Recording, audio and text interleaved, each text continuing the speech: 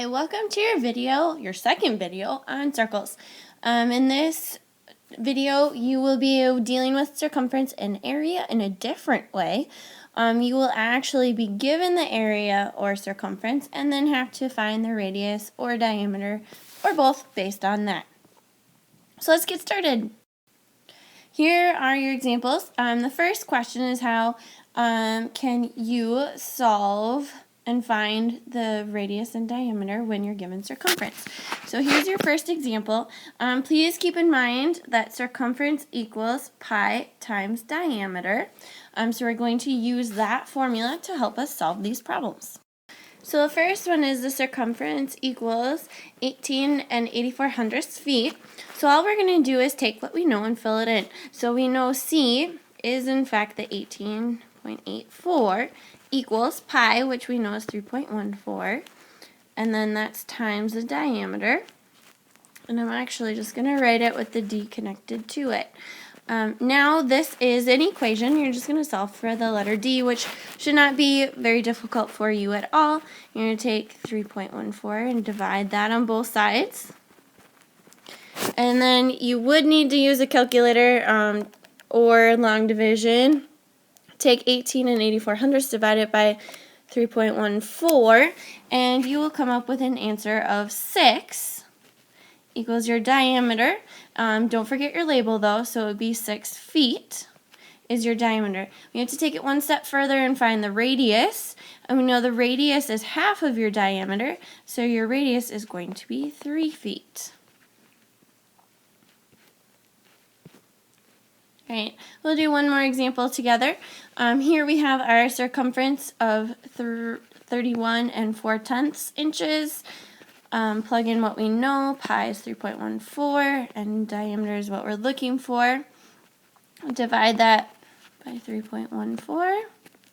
Again, you're going to probably want to use a calculator for this. You can do it by hand. It would just take you a little bit longer. Diameter is 10 inches, and then again your radius is half of that, so your radius is 5 inches. Alright, here's some more examples, and we'll be dealing with area this time. Area is just a little bit trickier because in our formula we have area equals pi r squared. Pi times r squared. So we're going to have to deal with undoing a squared symbol, and I'll just show you how to do that in just a second. So here we go.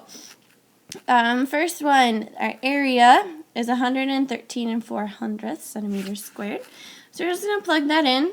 So for the A, so 113.04 equals pi is 3.14. We don't know what r is, so that's going to be r squared. Now we're going to undo, just like we always do. We're at reverse order of operations. So we have to divide by the 3.14 first.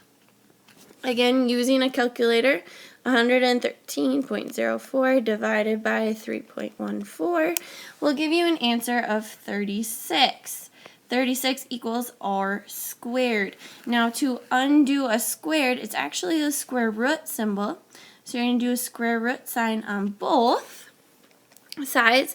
And the square root of 36 is what? And you should know this. It is 6 equals r.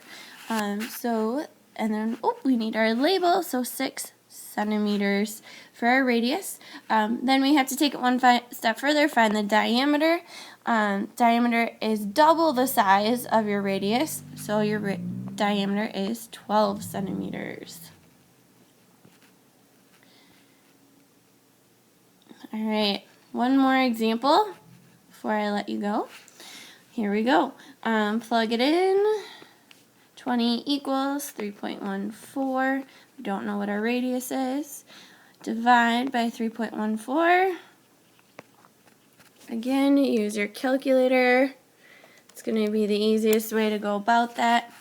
And you will get this one's a little bit messier, but that's okay.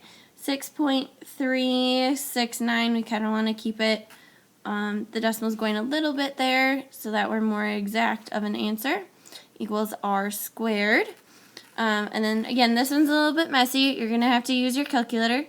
Take the square root of that. And the square root of 6.369 is 2.52 approximately, and then miles. And then to diameter, we have to double it. So it is going to be 5.04 miles. All right. If you have questions on this, I will be able to help you in class, but hopefully you're catching on pretty quick as to how this works. It is your turn now. You have 3 questions. In all 3 of them, you need to find the diameter and the radius. And make sure you're showing all of your work, just like always. Even though you're still using a calculator on these, you need to show me what you're typing into your calculator. You cannot just have answers. So go ahead, solve these, and then turn this back on when you are done. Okay, here are your answers to those 3 questions. Notice on number 2, there's like a squiggly looking thing for an equal sign. That just means your answers are really, really, really close to those whole numbers. For example, instead of the radius ended up being 14.0041064 approximately, because I had to do some rounding there, and so it's just really, really close to 14 kilometers. Same with diameter, because we rounded there, we round again.